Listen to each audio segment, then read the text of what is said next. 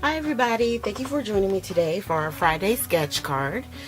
Today we're going to be using a Mojo Monday card, or sketch, excuse me, and I'm going to zoom in just to try and show you up close.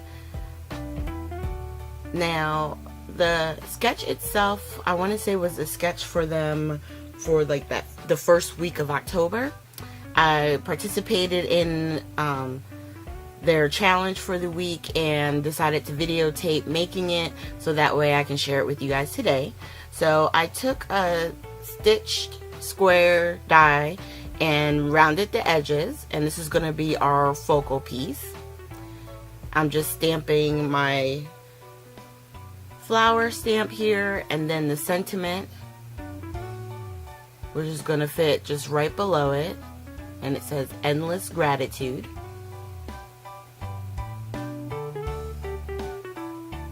And normally I would use the clear embossing powder and, you know, heat emboss it, but I knew I had some stuff to do before I was going to be putting everything together, so it would have time to dry.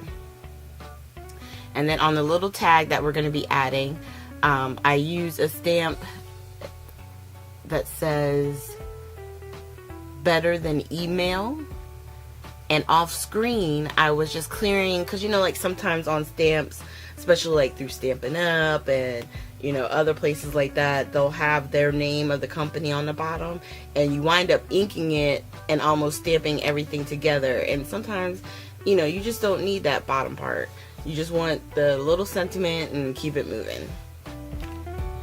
So I've already pre-cut the papers, and I used one sheet, and what I did was I used the back side on the top, which is the lighter, and then the darker, or the flip side, on the bottom. So that one sheet of paper gave me two distinctive areas. And I'll do that a lot, especially if I need, I don't want to use up a whole lot of paper, because a lot of the coordinating or the paper stock that we use that's double-sided, they all go together, you know, and so it's easier to use the back side as your contrast on top, or, you know, as far as on the project itself. So right here I'm attaching my scalloped edge, and I'm just placing, trying to figure out exactly how everything is going to fold out, as far as, you know, how everything was going to look and, you know, be placed on the card front. And I think I have enough of that ribbon, so I'm just going to go ahead and attach the main focal point, so that way I can attach our ribbon hanging down. Just taping a little bit on the back. And then to keep it down on the front, I just run my tape runner along the ribbon itself and lay it down. And if it gets a little wonky, I pick it up, reposition it, and there was a part that just was starting to fray already, so I just trimmed it, making sure that the angle was nice and crisp. And then now what I'm doing is I'm taking a piece of ribbon and I'm trying to fold a bow off camera. I thought I was, you know, under the camera, but I realized sometimes when you do certain things, it's harder to keep your hands away from you, because you're trying to, you know, see exactly what you're doing. And my trick for bows is I tie it ugly, meaning I'm not trying to make the bow, like the actual tying of it, perfect. So I take my two loops, I make a bow, and it looks horrible, and then I fiddle with it until I get it to look exactly the way I want. And that first piece I had was too small amount of ribbon, and this one was probably too much, but I knew I had enough to fold and play and, you know, keep working it until I was satisfied. And then once I get everything the way I want it, I'm just going to attach the tag with a glue dot, and then we're going to attach the bow with the glue dot as well. And when I laid it down, I liked it. then I fiddled a little bit and I had to re-glue it down with another glue dot. It just made it a little wonky. Now on the side here, I'm just starting this Spectrum Noir marker. It is called Ruby Red, and I got it in a kit from Scrapbooking with Me Boutique. I believe it was the September kit.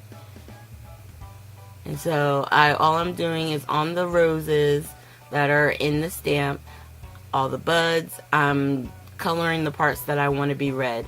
I'll do this sometimes where it just gives a little highlight of a color, but most of the stamp itself still remains in the black and white or whatever, you know, we inked it in.